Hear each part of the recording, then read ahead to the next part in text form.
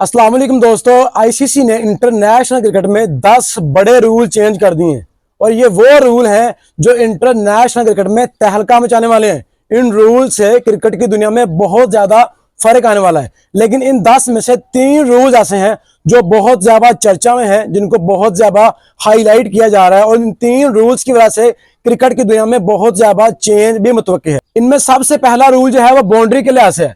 इससे पहले हम देखते थे कि फील्डर्स की मनमानियां बहुत ज्यादा थी। फील्डर्स कैच करते हुए बाउंड्री से बाहर जाता था और जंप करते करते बाउंड्री के अंदर गेंद करता था। मैंने पिक्चर लगाई है वीडियो में, आप देखें कि ये प्लेयर बाउंड्री से एटलीस्ट 5 से 7 मीटर दूर है और इसने जंप करते करते हुए, मतलब जब हवा में बॉल होती थी खुद हवा में होकर जंप करता था और ये बॉल बाउंड्री के अंदर लेके आता है और कैच करता है और इसको आउट करार दिया जाता है प्लेयर को। अब ऐसा नहीं चलेगा। मतलब प्लेयर छक्का मार के खड़ा है, उसका पता गया मेरा 6 हो जाएगा और फील्डर्स की मनमानियां खत्म नहीं हो रही। फील्डर्स हवा में बॉल कैच कर करके बाउंड्री के अंदर ला रहे हैं और प्लेयर को आउट दिया जा रहा है। अब ऐसा बिल्कुल नहीं होगा। अब आपका पहला कॉन्टैक्ट तो ऑफ कोर्स आपका बाउंड्री के अंदर ही होता है। जब आपने गेंद को पहला हाथ लगाया तो आप बाउंड्री के अंदर थे, लेकिन जब आप दूसरा हाथ लगाएंगे, जब आप दूसरी दफा बॉल को टच करेंगे, तब आप बाउंड्री लाइन के अंदर ही होने चाहिए। मसलन यहाँ पे आपको एग्जांपल देता हूँ कि 2024 के वर्ल्ड कप में सूर्य कुमार यादव ने डेविड मिलर का कैच पकड़ा था, क्योंकि वो एक रनिंग कैच था और रनिंग करते हुए आपको खतरा होता है कि यार कहीं मैं कैच पकड़कर बाउंड्री लाइन से बाहर न चल जाऊं। इसीलिए फील्डर्स गेंद हवा में रोककर खुद बाहर जाती हैं, लेकिन गेंद उनकी हवा के अंदर बाउंड्री के अंदर ही होती है और वो दोबारा बाहर से आकर कैच पकड़ लेते हैं। रिसेंटली आपने आईपीएल के फाइनल में देखा होगा कि फिल साल्ट ने प्रियांश आर्या का रनिंग करते हुए कैच पकड़ा था, लेकिन उनको डर था कि कहीं मैं बाउंड्री लाइन से बाहर ना चल जाऊं, इसलिए उन्होंने वो कैच हवा में फेंक दिया। लेकिन वो गेंद बाउंड्री लाइन के अंदर थी और बाद में खुद वो बाउंड्री लाइन के अंदर आकर उन्होंने कैच पकड़ा। अगर तो आप ऐसे कैच पकड़ेंगे तो ये कैच अलाउ है। मतलब आपका दूसरा कंटेंट भी बाउंड्री लाइन के अंदर ही होना चाहिए। ये रूल अब खत्म हो गया कि आप बाउंड्री लाइन के बाहर जाएंगे, वहां पर हवा में जंप लगाएंगे और उसके बाद दूसरे फील्डर को बोलेंगे कि भैया कैच कर लो और प्लेयर आउट हो जाएगा। अब ऐसा नहीं होगा। अब आप चाहे बाहर जाएं या ना जाएं, गेंद आपकी बाउंड्री लाइन के अंदर ही होनी चाहिए। लेकिन अगर आपने बाउंड्री लाइन के बाहर, बाउंड्री रोप से आप बाहर चलेंगे और आपने गेंद को हाथ लगा दिया है, अगर आप हवा में भी हैं तो आपको कैच आउट नहीं दिया जाएगा, आपको 6 रन ही कंसिडर होंगे। तो ये बहुत अच्छा रूल है मेरे ख्याल में, क्योंकि इससे पहले प्लेयर्स के साथ बहुत दफा हमने ज्यादती होते हुए देखी है। स्पेशली बिग बैश लीग में बहुत आम चीज हो गई है कि 5-5 मीटर दूर फील्डर बाहर चले जाते हैं और बाद में कैच दूसरे फील्डर का पकड़ाते हैं और वो कैच आउट कंसिडर होता है। तो ये एक मेरे ख्याल में बहुत अच्छी चेंज है। दूसरी बड़ी चेंज है कंकशन रूल। अब आपको अपनी टीम में 5 प्लेयर्स का नाम देना होगा। अब आपको इस रूल के पीछे एक इंटरेस्टिंग स्टोरी बताता हूँ। इंडिया और इंग्लैंड के दरमियान मैच चल रहा था, इसमें शिवम दुबे बैटिंग कर रहे थे और जब उन्होंने अच्छी खासी बैटिंग कर ली थी तब एक बाउंसर उनका सर पे लगता है और उनको उनका फिजियो मैच खेलने से रोक देता है। उनको रोक दिया जाता है कि अब आप और फील्ड में बैटिंग नहीं कर सकते, आप फील्ड नहीं कर सकते। लेकिन उनकी जगह Indian team on field umpire से रिक्वेस्ट करती है कि हमने शिवम दुबे से बॉलिंग भी करवानी थी, हमें उसकी जगह एक बॉलर दिया जाए, जो कि मेरे ख्याल में जाती थी इंग्लैंड टीम के साथ। इसके ऊपर बाद में जोस बटलर ने अपना रिव्यू भी दिया, शिकायत भी की कि यार ऐसे थोड़ी होता है। पहले उसने बैटिंग की, बाद में आपने हर्षित राणा से बॉलिंग करवा ली और उसने 3 विकेटें भी ले ली। अब शिवम दुबे और हर्षित राणा का बॉलिंग में तो कंपैरिजन ही नहीं है, क्योंकि शिवम दुबे वैसे भी इंटरनेशनल क्रिकेट में बॉलिंग करता ही नहीं है और अगर करता भी है तो हर्षित राणा के सिर्फ 1% करता है। तो जब आप ऐसे करेंगे तो फिर रूल चेंज तो होगा। इससे पहले 2020 में भी इंडिया की टीम एक कारनामा सरंजाम दे चुकी है। जब ऑस्ट्रेलिया और इंडिया के दरमियान टेस्ट मैच चला था तब भी जडेजा साहब ने बैटिंग कर ली थी और उनके सर पर मिचेल स्टार्क का बाउंसर लगा था और उनको फील्ड से निकालकर उनकी जगह युजवेंद्र चाहल को डाल दिया गया था और उन्होंने भी उस मैच में अच्छी बॉलिंग की थी। अब ऐसा नहीं होगा।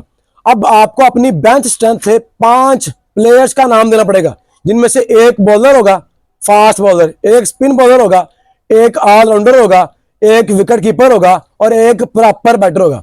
अगर प्रॉपर बैटर इंजर होगा उसकी जगह बैटर आएगा, अगर बॉलर कंकशन रूल के तहत बैठ जाएगा तो उसकी जगह बॉलर आएगा। ये नहीं होगा कि आपके बल्लेबाज ने बैटिंग कर लिया है तो आप अब अपनी टीम में बॉलर खिला लें। अब ऐसी मनमानियां नहीं चलेंगी और ये पाकिस्तान टीम के लिए बड़ा परफेक्ट रूल है। हमने देखा है कि आईसीसी चैंपियन ट्रॉफी में पाकिस्तान ने अपनी टीम में सिर्फ एक स्पिनर खिलाया था, तो अगर ये रूल पहले अलाउ होता तो शायद पाकिस्तान की टीम भी आईसीसी चैंपियन ट्रॉफी में एटलीस्ट 2 स्पिनर करती, तो शायद पाकिस्तान की टीम आज कुछ अच्छे रिजल्ट दे पाती। खैर जो होना था वो हो गया, लेकिन अब आने वाले वक्त में पाकिस्तान टीम को ये रूल अपने माइंड में रखते हुए टीम बनानी पड़ेगी। आपको अपनी टीम में एटलीस्ट 2 विकेट कीपर रखने पड़ेंगे, एटलीस्ट 2 स्पिनर आपको हर हाल में खिलाने होंगे, एटलीस्ट आपको 2 ऑलराउंडर भी खिलाने होंगे। फास्ट बॉलर्स और बल्लेबाज तो हमेशा अपनी हर टीम में ज्यादा ही खेलते हैं, तो आपको अब स्पिनर, विकेट कीपर और ऑलराउंडर ये 2 या 2 से ज्यादा खिलाने पड़ेंगे, ताकि आपका अगर बल्लेबाज, आपका अगर ऑलराउंडर या आपका अगर बॉलर कंकशन रूल के तहत बाहर जाता है तो उसकी जगह आपको उसकी रिप्लेसमेंट, उसकी जगह विकेट कीपर या जो प्लेयर उसकी जगह बाहर गया है वही अंदर आ सके। तो ये बहुत अच्छा रूल मेरे ख्याल में है कि अब आप अपनी टीम सही तरीके से बनाएंगे। अब आप अपनी टीम में सिर्फ 1 स्पिनर नहीं खिलाएंगे, क्योंकि अगर वो 1 स्पिनर इंजर्ड हो जाता है, अगर उसके सर पे बॉल लगती है तो उसके बाद आपको स्पिनर नहीं दिया जाएगा। तीसरा बड़ा रूल ओडीआई के लिहाज से है कि आपको ओडीआई में 2 बॉल दिए जाते हैं, हर एंड से बॉलर 1 बॉल करता है और हर गेंद से 25 ओवर किए जाते हैं। लेकिन अब ऐसा नहीं होगा। आईसीसी ने सोचा है कि जो आखिरी ओवर में बॉलर्स को कुट पड़ रही है, जो आखिरी ओवर में बॉलर बहुत ज्यादा मार खा रहे हैं और बल्लेबाज याशियां कर रहे हैं, क्योंकि हमने देखा है कि न्यूजीलैंड के खिलाफ जब पाकिस्तान ने सीरीज खेली थी तो उनके 35 ओवर में 150 रन होते थे और आखिरी 15 ओवर्स में हर मैच में उन्होंने 120-30 रन ऐड किए और पाकिस्तान को हर मैच में 280 प्लस 300 का टारगेट मिला। और उसके पीछे रीजन ये थी कि आपको 2 बॉल यूज करनी पड़ती थी और हर गेंद से जब 25 ओवर होंगे तो वो बॉल ना तो बहुत ज्यादा पुरानी होती है और ना बहुत ज्यादा लूज होती है, वो बॉल हार्ड रहती है और आपको लंबे लंबे छक्के पड़ते हैं और बॉल रिवर्स स्विंगिंग नहीं होती। तो अब ये रूल चेंज कर दिया गया है, अब 17 ओवर हर गेंद से फेंके जाएंगे और जब 34 ओवर कंप्लीट हो जाएंगे तब आपसे ऑन फील्ड अंपायर पूछेगा फील्डिंग साइड से कि अब आपने इन दोनों में से कौन सी बॉल यूज करनी है, और तब आप एक बार सेलेक्ट करेंगे जिससे आप आखिरी 16 ओवर फेंकेंगे। इससे बॉलर्स को बहुत ज्यादा हेल्प मिलने वाली है, क्योंकि बॉलर्स को रिवर्स स्विंग मिलेगी, क्योंकि बॉलर्स को सलाइवा थूक लगाना पहले भी जायज नहीं है। तो अब उनके लिए ये हेल्प मिल जाएगी कि बॉल पुरानी हो जाएगी, बॉल हार्ड नहीं रहेगी और बॉल को रिवर्स स्विंग मिलेगा, तो बल्लेबाजों के लिए मुश्किलात होगी और बॉलर्स को थोड़ा सा सूखा सांस मिलेगा, थोड़े से रन कम लगेंगे और बैट और बॉल का कॉम्बिनेशन अच्छा हो जाएगा। जो एंड में बल्लेबाज डोमिनेट कर रहे हैं अब उससे बॉलर्स की जान छूट जाएगी और उनका भी कुछ हेल्प मिल जाएगी। मेरे ख्याल में ये रूल बहुत अच्छा है, क्योंकि आईसीसी ने जितने भी रूल्स बनाए हैं वो मोस्टली बल्लेबाजों के हक में, बॉलर्स के हक में बहुत कम रूल्स हैं। लेकिन ये जो आप 10 रूल बनाए गए हैं इसमें बॉलर्स के लिए बहुत अच्छे रूल भी हैं। इसमें एक और रूल जो ऐड किया गया है वो डीआरएस के वाले से है कि अब अंपायर्स का खत्म कर दी गई है। हम देख पाते हैं कि अगर ऑन फील्ड अंपायर्स ने आउट नहीं दिया, फॉर एग्जांपल आप देख लें पाकिस्तान और साउथ अफ्रीका के दरमियान जो 2023 के वर्ल्ड कप में मैच खेला गया था, जब हारिस रऊफ ने एलबीडब्ल्यू की अपील की थी और वो ऑलमोस्ट आउट था, लेकिन ऑन फील्ड अंपायर ने आउट नहीं दिया था। और जब पाकिस्तान टीम ने वो रिव्यू लिया था तो बॉल 50% से कम स्टंप्स को हिट कर रही थी और ऑन फील्ड अंपायर के नॉट आउट देने की वजह से वो आउट नहीं मिला था और पाकिस्तान उस एक फैसले की वजह से 2023 के वर्ल्ड कप से बाहर हो गया था। अब ऐसा भी नहीं होगा, अब आपको ऑन फील्ड अंपायर की कॉल से कुछ खास फर्क नहीं पड़ेगा। तो ये भी बॉलर्स के हक में रूल है, अगर आपने रिव्यू लिया है और बॉल का 30% से कम हिस्सा भी टच हो रहा है विकेट को, बेल्स अगर हिल रही हैं, बेल उड़ रही हैं, बॉल स्टंप्स को टच कर रही है, तो ये ऑन फील्ड अंपायर अगर आउट दे या ना दे कोई फर्क नहीं पड़ेगा, आपको आउट ही दिया जाएगा, जो कि मेरे ख्याल में अच्छा फैसला है बॉलर्स के हक में। ये बहुत अच्छी चीज है, क्योंकि मोस्टली टाइम अंपायर की गलती की वजह से बल्लेबाज को चांस मिलता था और वो ज्यादा रन करता था और बॉलर विकेट से महरूम हो जाता था। ये भी एक नया रूल है। उसके बाद एक नया रूल टेस्ट में ऐड किया गया है कि अब आपको टेस्ट में हर 80 ओवर्स के बाद एक्स्ट्रा रिव्यूज नहीं मिलेंगे, और इस रूल का इतलाक WTC के फाइनल में हो चुका है। पहले 80 ओवर के बाद आपको दोबारा 2 एक्स्ट्रा रिव्यूज दिए जाते थे, आप उनको यूज कर सकते थे, लेकिन अब आईसीसी ने 2 एक्स्ट्रा रिव्यूज खत्म कर दिए। अब आपकी एक इनिंग में चाहे 150 ओवर हो, चाहे 200 ओवर हो, चाहे 300 ओवर अगली टीम खेले, आपको सिर्फ 2 रिव्यूज ही मिलेंगे, एक्स्ट्रा रिव्यूज नहीं मिलेंगे।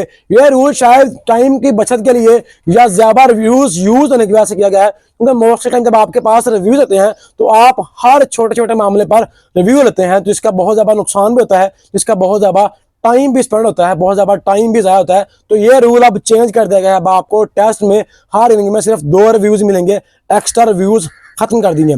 उसके बाद छठा रूल कीपर के लिहाज से है कि जब कीपर स्टंप्स के ऊपर आके कीपिंग करेगा उसको हेलमेट पहनना हर हाल में जरूरी है। इससे पहले हम देखते थे कि दुनिया के बड़े बड़े कीपर जैसे MS धोनी है, जैसे संगाकारा है, जैसे डिविलियर रहे हैं, जैसे मोहम्मद रिजवान है, ये जब ऑन स्टंप कीपिंग करते हैं तब ये हेलमेट नहीं पहनते, तब ये सिर्फ कैप पहनते हैं या कैप भी नहीं पहनते। तो अब ऐसा नहीं होगा, प्लेयर्स की सेफ्टी के लिए अब ये रूल चेंज कर दिया गया है। अब जब कीपर स्टंप्स के ऊपर होगा, जब कोई स्पिनर या फास्ट बॉलर या मीडियम फास्ट बॉलर बॉलिंग कर रहा है और कीपर को लग रहा है कि मैं ऊपर कीपिंग कर लूंगा, तो उसको हेलमेट पहनना हर हाल में जरूरी है।